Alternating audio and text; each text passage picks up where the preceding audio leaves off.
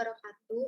Di sini kami akan mempresentasikan mengenai pasar monopoli. Di sini terdapat 4 anggota. Yang pertama ada Fadila Khoirunisa dengan NIM 023, yang kedua ada Foviola Thalia Firdaus dengan NIM 025, yang ketiga ada Cindy Ria Sagala dengan NIM 037, yang keempat ada Jesslyn Elsia Pascal Wamea dengan NIM 038.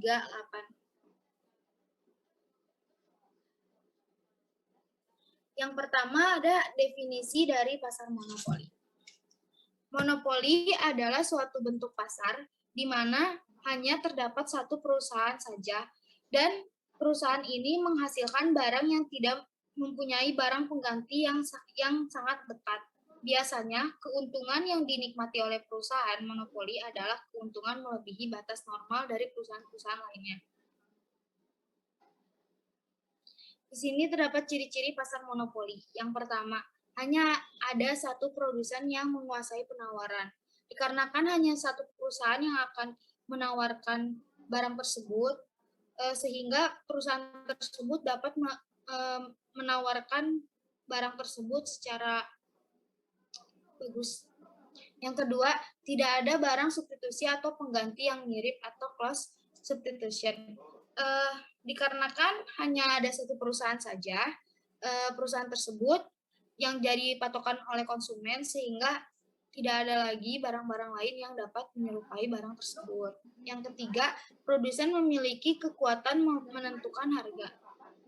Balik lagi ketika di awal, ketika didefinisi, dikarenakan hanya satu perusahaan tersebut yang mengelola dan membuatnya, sehingga mau tidak mau konsumen hanya akan membeli produk tersebut kepada perusahaan tersebut, sehingga perusahaan tersebut dapat menentukan harga yang lumayan besar atau di harga standar. Untuk yang keempat, tidak ada perusahaan lain yang bisa memasuki pasar tersebut karena ada hambatan berupa keunggulan perusahaan.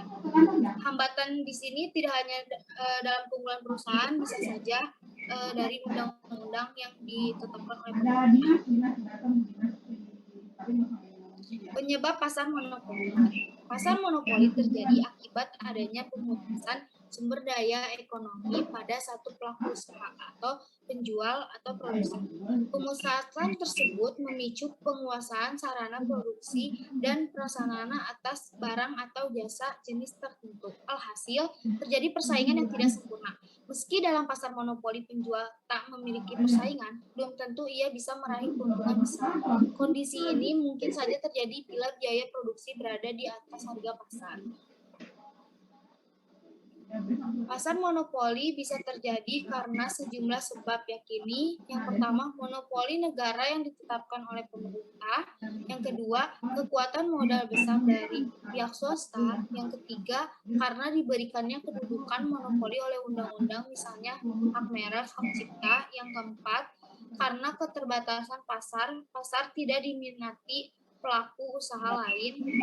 Yang kelima, secara historis hanya ada satu produsen dalam industri. Yang keenam, pemberian hak paten atau diberikan pada seorang penemu berupa hak eksekutif atau monopoli.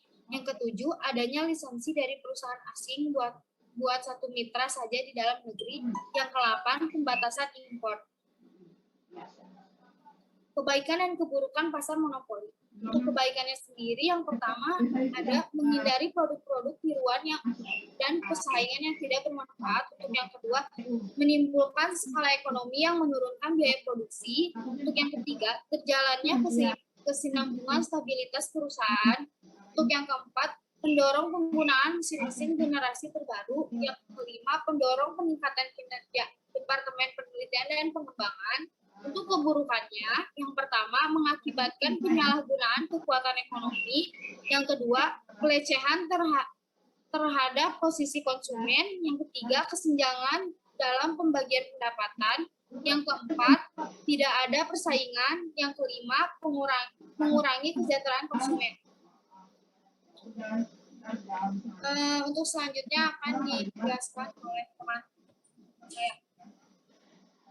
Peran pemerintah dalam dasar monopoli, yaitu ada 5. Pertama, mencegah timbulnya monopoli itu sendiri. Di Amerika Serikat, pemerintah menerapkan undang-undang antitrust. Trust merupakan gabungan dari beberapa perusahaan sehingga menjadi besar yang akhirnya dapat menciptakan monopoli. 2. Memberi izin kepada perusahaan baru. Pemerintah memberi izin terhadap perusahaan baru dengan produk yang sama dengan yang dihasilkan perusahaan monopoli. Hal ini membuat perusahaan monopoli harus bekerja lebih efisien demi menyaingi kompetitornya. 3. Memberi izin kepada perusahaan baru. 3. Menambah penawaran barang dalam negeri dengan jalan impor kehadiran barang impor. Membuat perusahaan monopoli tidak leluasa lagi menentukan harga. Hal ini membuat perusahaan monopoli harus kerja ekstra dalam hal produksi yang efektif dan efisien. Lalu keempat, ada pemerintah menetapkan harga eceran tertinggi atau HET. Pembatasan harga ini membuat perusahaan monopoli tidak lagi memiliki kuasa untuk menaiki harga. Contoh pasar monopoli ada pasar monopoli bisa berlangsung dalam bentuk yang dilarang maupun sah atau legal karena memiliki dasar undang-undang. Di Indonesia terdapat UU Nomor 5 Tahun 1999 tentang larangan praktek monopoli dan persaingan usaha tidak sehat. UU tersebut mendefinisikan praktek monopoli sebagai berikut. Praktek monopoli adalah pemusatan kekuatan ekonomi oleh satu atau lebih pelaku usaha yang mengakibatkan dikuasainya produksi dan atau pemasaran atas barang dan atau jasa tertentu, sehingga menimbulkan persaingan usaha tidak sehat dan dapat merugikan kepentingan umum. Artinya, berdasarkan ketentuan di atas, monopoli dilarang di Indonesia jika memicu persaingan tak sehat yang dapat merugikan kepentingan masyarakat umum. Di sisi lain, ada sejumlah praktik monopoli yang diizinkan oleh undang-undang. Salah satu contoh adalah praktik monopoli oleh perusahaan milik negara dalam kegiatan produksi barang atau jasa yang terkait dengan kebutuhan vital masyarakat luas. Berikut contoh pasar monopoli di Indonesia yang legal. 1. Produksi dan pemasaran listrik hanya oleh PT PLN, didasari oleh undang-undang. 2. Penyediaan layanan kereta api hanya oleh PT KAI yang didasari undang-undang. 3. PT Astra Honda Motor menjadi satu-satunya perusahaan agen tunggal pemegang merek sepeda motor Honda, didasari adanya lisensi dari Honda. 4. Penyediaan layanan air bersih berbayar oleh PDAM di daerah-daerah atau didasari Perda. 5. Produksi alat utama sistem senjata atau alutsista atau manufaktur pertahanan di Indonesia hanya oleh PT Pindad. 6. Pemasaran dan distribusi bahan bakar minyak di Indonesia oleh PT Pertamina didasari Undang-Undang. 7. Monopoli penjualan benda-benda pos oleh PT Pos Indonesia didasari Undang-Undang. 8. Penggadaan termasuk impor dan distribusi beras oleh Bulog didasari Undang-Undang. Selanjutnya akan dijelaskan mengenai pasar oligopoli. Pasar oligopoli. Pasar oligopoli adalah pasar persaingan tidak sempurna. Disebut demikian karena di dalam pasar tersebut jumlah produsen dan pedagang tidak sebanding dengan jumlah pembeli atau konsumen. Untuk kelanggangan usaha pasar oligopoli, aktivitas pemasaran dan promosi produk harus terus ditingkatkan. Ini untuk mencegah perpindahan konsumen ke produk yang lain yang bisa mengakibatkan omset penjualan menurun. Jika dilihat dari pengertian ini, pasar jenis ini merupakan wadah transaksi jual beli produk yang memang tidak sempurna, tetapi persaingannya sangat ketat karena pihak produsen sama melancarkan tips dan trik untuk menjaga konsumen tetap bertahan, termasuk dengan cara memainkan harga produk di pasaran. Ciri-ciri pasar oligopoli. 1. Dijalankan 2 produsen atau lebih. 2. Produk yang dijual homogen dan saling menggantikan. 3. Kebijakan produsen utama sebagai acuan produsen lainnya. 4. Harga barang di pasar relatif sama. 5. Produsen baru kesulitan masuk pasar. 6. Membutuhkan strategi pemasaran yang matang. Jenis-jenis pasar oligopoli. Yang pertama itu pasar oligopoli murni atau homogen. Jenis yang pertama adalah pasar murni atau homogen. Maksudnya adalah produk yang dipasarkan hanya satu macam, tetapi variannya banyak alias beragam. Selain itu, jenis ini memiliki ciri-ciri perbedaan harga tidak terlalu signifikan. Oligopoli murni juga ada kecenderungan berpatokan pada satu produsen. Jika produsen ini menaikkan harga, maka produsen yang lainnya juga ikut melakukan hal yang sama. Yang kedua, pasar oligopoli terdiferensiasi. Jenis yang selanjutnya adalah pasar terdiferensiasi. Ciri-cirinya adalah produsen tetap menjual produk homogen, tetapi persoalan harganya tidak berpatokan kepada produsen yang lainnya. Sehingga ada kemungkinan produsen tidak menaikkan harga sekalipun produsen lain, harga produknya sudah meningkat. Bisa juga sebaliknya, produsen menaikkan harga justru ketika produsen lain harganya masih stagnan.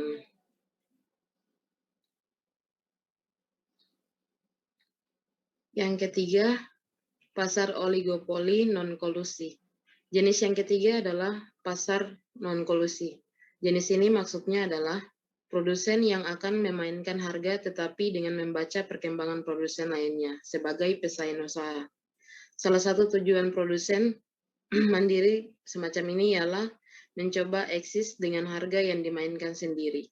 Setelah yakni, produsen yang lain tidak akan mengikuti jejaknya.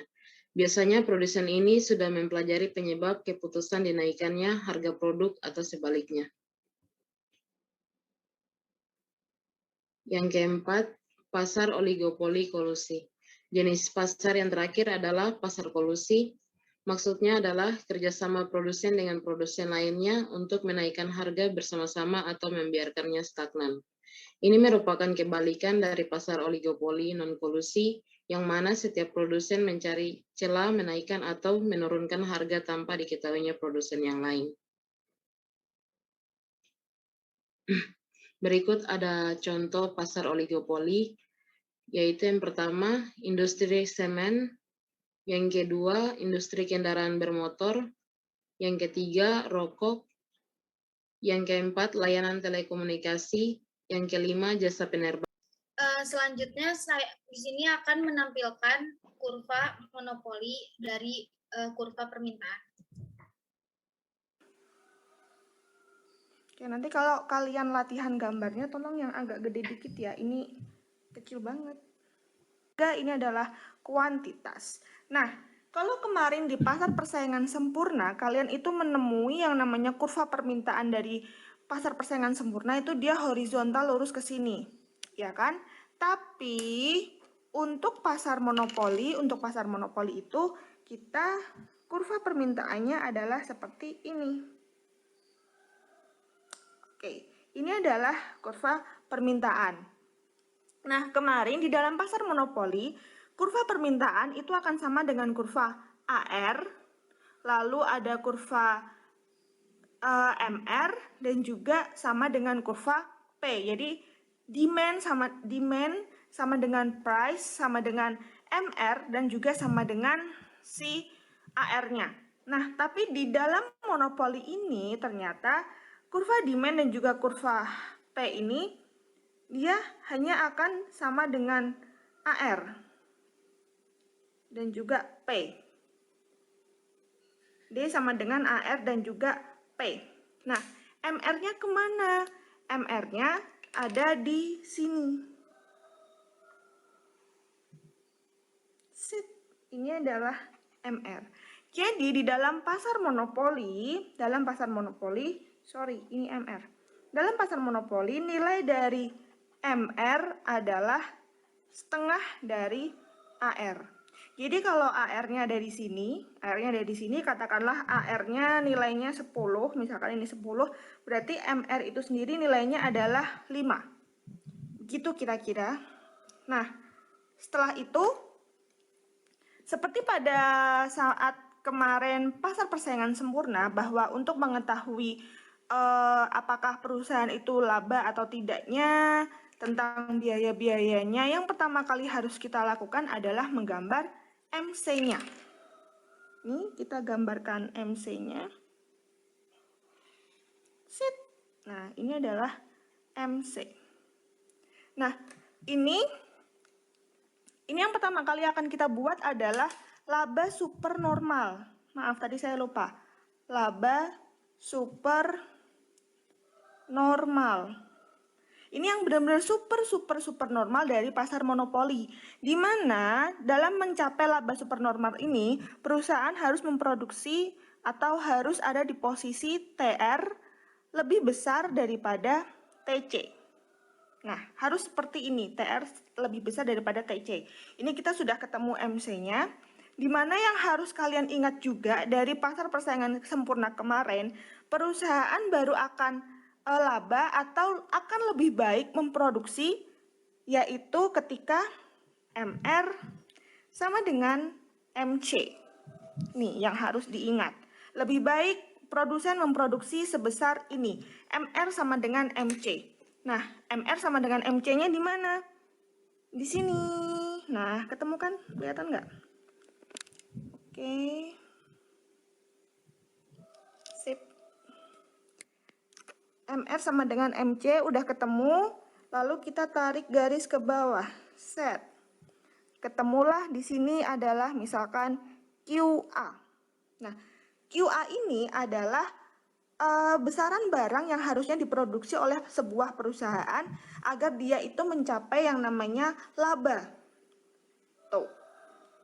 Nah, setelah itu, untuk mengetahui apakah dia laba atau rugi dalam sebuah perusahaan, maka kita butuh yang namanya kurva AC. Ya, kita butuh yang namanya kurva AC. Kurva AC-nya gambar pakai ini. Kurva AC. Nah, kurva AC-nya itu ada di manakah? Kurva AC-nya itu ada di sini. Set. Nah, ini adalah kurva AC. Tuh. Boleh sih mau di mana aja, asal dia nyentuh garis MR, dan nyentuh MC lalu nyentuh si ini. Oke. Kalau Sekian dari kelompok kami sebelumnya mau berterima kasih kepada seluruh audiens yang telah mendengarkan dan kepada Bapak dosen yang sudah menilai. Sekian dari kami, mohon maaf bila kami ada kesalahan dan kekurangan dalam presentasi tersebut. Terima kasih.